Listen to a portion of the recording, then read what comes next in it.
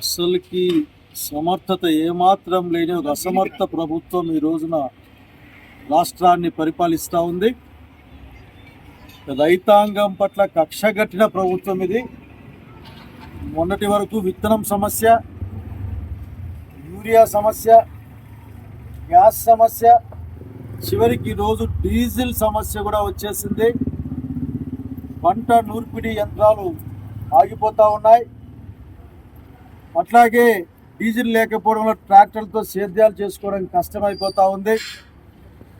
అట్లాగే రవాణా రంగం కుదేలు కావడం వల్ల సాధారణమైన మనిషి పట్ల బరువు పెరిగిపోతూ ఉంది. ఇంత చేతగాని ప్రభుత్వం, మాటలు తప్ప చేతల్లో ఏమాత్రం అసలేని ప్రభుత్వం ఇది. ఒక అనుమానం అంతా వస్తూ ఉంది. జనం మాట్లాడుకుంటూ ఉన్నారు. డీజిల్ని, ముఖ్యంగా పెట్రోల్ డీజిల్ని దాచిపెట్టి బ్లాక్లో అమ్ముకునే ప్రయత్నం జరుగుతోందేమో అని ప్రజలు భావిస్తూ ఉన్నారు. ఒక పక్క ప్రభుత్వమేమో డీజిల్ కొరత లేదంటది. పెట్రోల్ బంకుల మీద నో స్టాక్ బోర్డు పెడితే పెట్రోల్ బంకుల పైన యాక్షన్ తీసుకునే పరిస్థితి. అంటే నో స్టాక్ బోర్డు పెట్టినంత మాత్రాన అక్కడ స్టాక్ ఏముండదు. మొత్తం డీజిల్ కటకట్లాడుతూ ఉన్నాయి.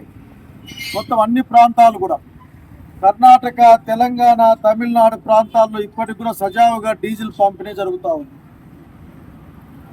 భారతీయ జనతా పార్టీ ప్రభుత్వం ఈ ఎన్నికల కారణాన బీజేపీ 29 తర్వాత రేట్లు పెంచుతారనే ఒక వార్త ప్రచారంలో ఉంది. దాదాపు పెద్ద ఎత్తున, పెద్ద మొత్తంలోనే పెంచబడుతున్నారు. 2 రూపాయలు 3 రూపాయలు కాదు, 15 రూపాయలు పెంచుతారేమో అనే అనుమానం కూడా ప్రజలు మాట్లాడుకుంటూ ఉన్నారు. ఈ నేపథ్యంలో ప్రజలకి దూరంగా, చట్టబద్ధంగా కాకుండా చట్టానికి వ్యతిరేకంగా ఈరోజు డీజిల్, పెట్రోల్ని దాచిపెట్టుకున్నారేమో అని అనుమానం వస్తూ ఉంది. బంకుల్లో లేవు, ఎక్కడున్నాయో చెప్పాలా. అసలుకి ఈ దేశంలో, ముఖ్యంగా ఈ రాష్ట్రంలో సంపాదనకి ఏదైనా ఒకటే. చివరికి 1 కిలో అరటి పండ్లు అమ్ముకున్న రోజులు చూసినాం. 1 కిలో అరటి పండ్లు అమ్ముకున్న రోజులు చూసాం ఈ జిల్లాలో.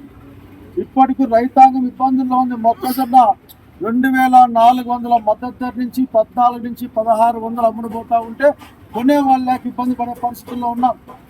కనుక తక్షణం ఈ ప్రభుత్వం మాటలు చాలించి, మాటలు కట్టిపెట్టి, ముఖ్యమంత్రి గారు ఒక్క రివ్యూ చేయలేదు, ఒక్కసారి మాట్లాడలేదు.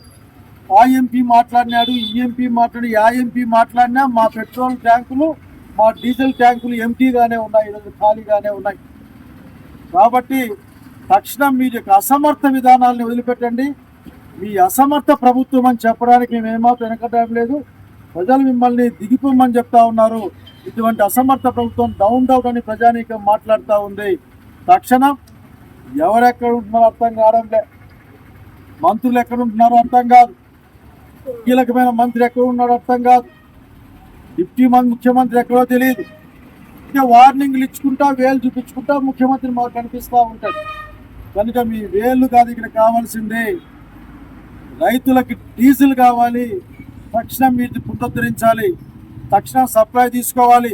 వాళ్ళకి ఏ గ్యారెంటీలు ఉంటే ఆ గ్యారెంటీలు ఇవ్వాలి. ఇచ్చి ఈ రాష్ట్రంలో డీజిల్, పెట్రోల్ యొక్క సరఫరాని వెంటనే వెంటనే ఇచ్చి రైతాంగాన్ని, తద్వారా సాధారణ ప్రజానీకాన్ని, రవాణా రంగాన్ని ఆదుకోమని కోరుకుంటా ఉన్నాం. మీరు ఆదుకోకుండా ఒట్టి మాటలే చెప్తే ఖచ్చితంగా ప్రజల యొక్క ఉద్యమంలో మేము కూడా భాగస్వామ్యం అవుతాం. జగన్మోహన్ నాయకత్వాన వైఎస్ఆర్ కాంగ్రెస్ పార్టీ అని తెలియజేస్తా ఉన్నాం. డీజిల్ వెంటనే, డీజిల్